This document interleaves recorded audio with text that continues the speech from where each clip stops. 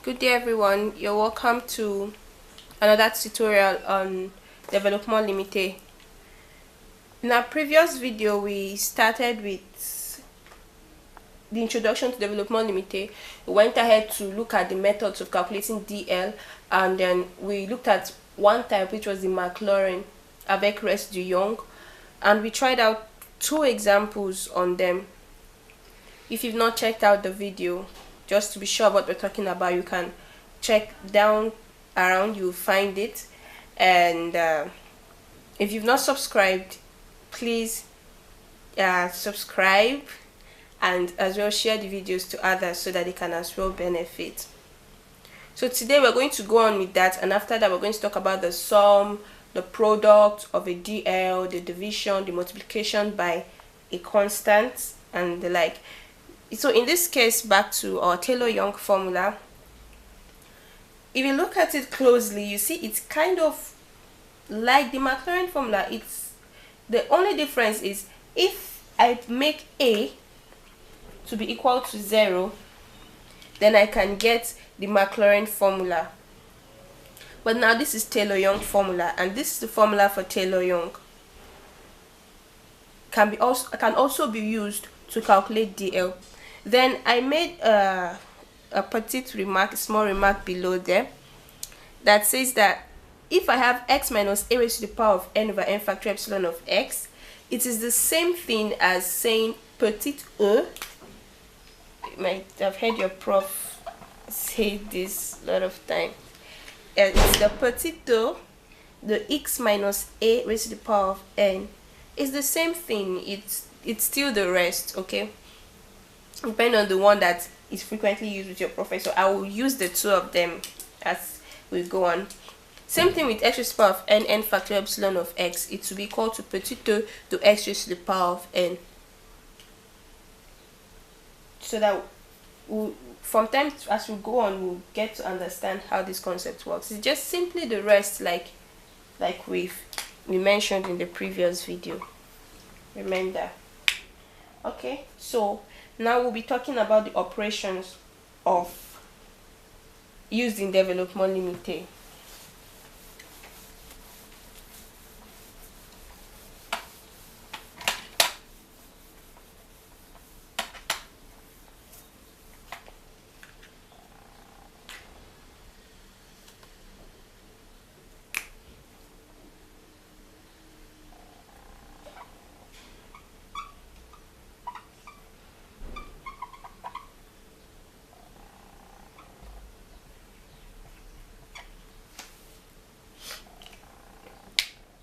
The operations used in DL,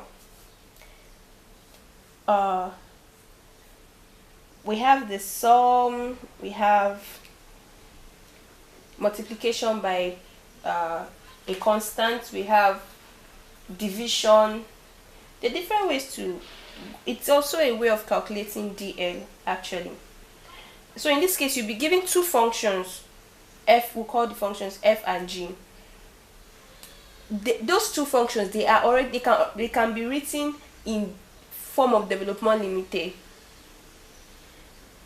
At d'ordre n, which we discussed also in the last video what d'ordre n means.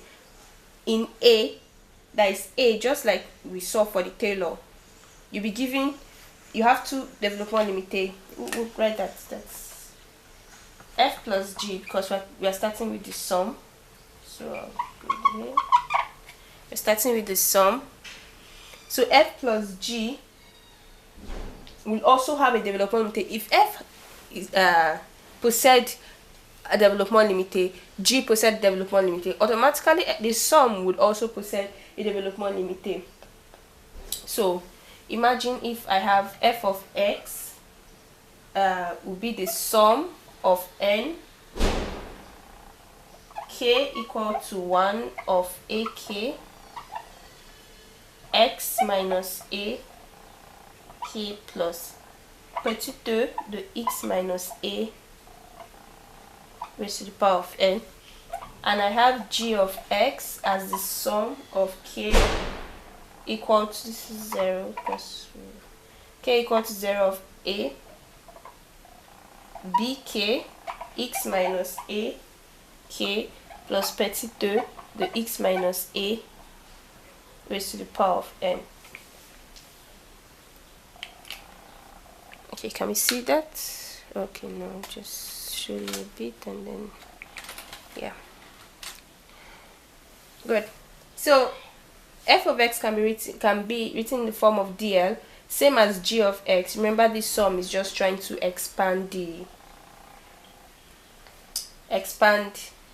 our partie régulière. It's like helping us to reduce our partie régulière, and the rest is just the sum you get. So f of x plus g of x would also be a dl. So if you want to calculate the sum of this, it would be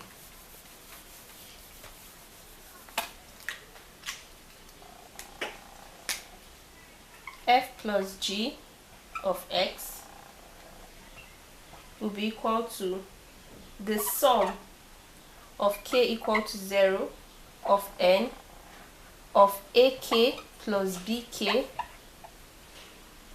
x minus a raised to the power of k plus petit 2 de x minus a n. That is when you add the normal way you add, like the sum of two numbers, the sum of two polynomials. That's the same thing we did, that we applied here. Like you take the sum of a0 plus b0, a0 plus b0, like that, up until a1 plus b1, up until you get to x minus the rest.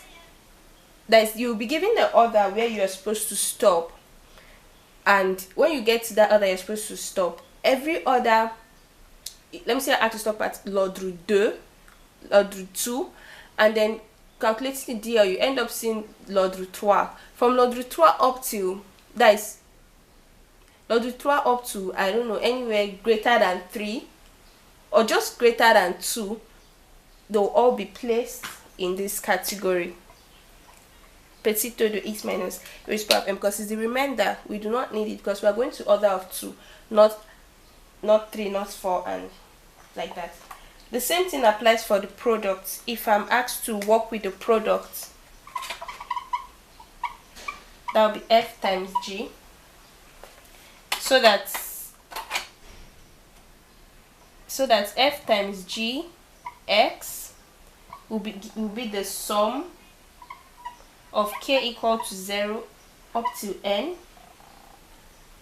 the sum of e equal to 0 up to k, ai times bk minus I, x minus a k plus petit 2 de x minus a n. It's also the same way. Okay, I'll show us this a bit. So yeah, it's the same thing, the same way you multiply two numbers. Let's say you want to multiply all this. They are just the concepts from the quiz, but when doing the examples we get them better. Let's say I want to multiply a plus b, sorry, and a prime b prime. You know, we do a, we take this, a, we take this, b, we take this, and then b. Exactly the same way when it comes to DL. You apply that same method. That's just what that entire thing is. I just gave you that so that you know this, like if you're a professor, because most profs, it's general, they write that down as an expression, and sometimes you're like, whoa, what is this? But it's just multiplication. Okay, yeah. So we've talked about the sum, we've talked about the product now, which we just did. So I have if f is DL, G DL, automatically the product is also a DL. Now we'll look at division of DL. When we're done with this, we'll go directly to take examples from all these methods that we've mentioned now. For division, it's the same way when doing division. The denominator, let's say I have two functions, f and g, written in the form of f over g. Of course, f is dl and g is dl. F over g, g has to be different from 0, because we can't have, let's say, a function that's f where g is equal to 0. If g is equal to 0, of course, you know this is a fatal error. So g of x, where g of x is different from 0. In this case, we can apply the division, dividing two functions that are already in form of del. Further, we'll see how we can actually do this, because the way we can do this is what we call division à la puissance croissant.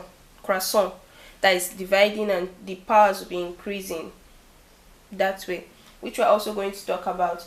So now we'll look at examples after treating the composite right now, because I also mentioned we'll talk about the composition of development limité, where you have two functions and then you merge those two functions together, and then you find another function that is also the result that is also in development limité. So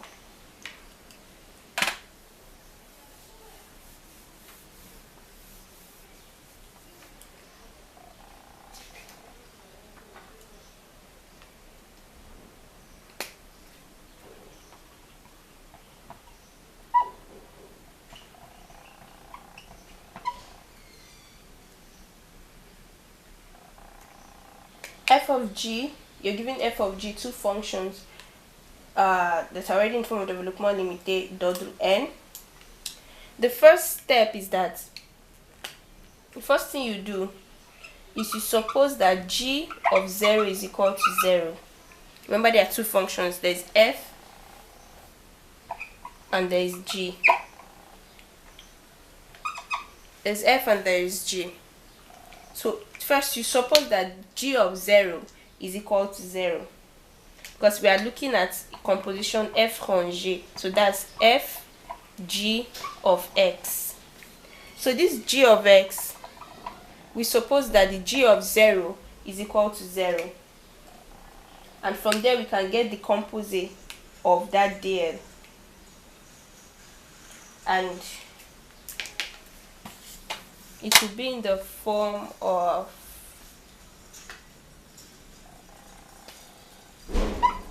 h of x.